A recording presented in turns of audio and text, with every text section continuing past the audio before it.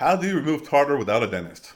Well, I guess unless you have a ice pick or some kind of hammer and chisel, you're gonna need a dentist.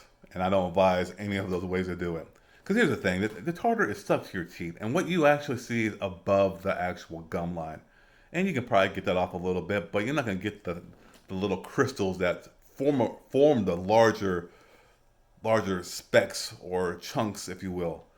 That's what you see. But what you don't see is what's under the gums and how you can get that out. So yeah, so you can remove some tartar off your teeth, but you're not going to remove it 100%. And when you don't remove it 100%, you're going to have chronic inflammation. Chronic inflammation leads to more sickness, tooth loss, cavities, inflamed gums, swollen gums, bad breath.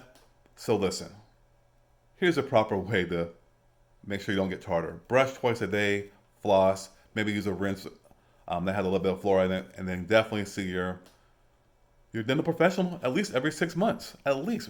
Maybe sometimes a little more frequent depending on the condition of your gums. Listen, if you owned $1 million racehorse, would you make sure that it is professionally maintained in a physical condition and you'll invest any kind of money into it, make sure it has a nice, good, healthy way of living? You would, wouldn't you? Man, I would. So guess what? You are that $1 million racehorse. Take care of yourself.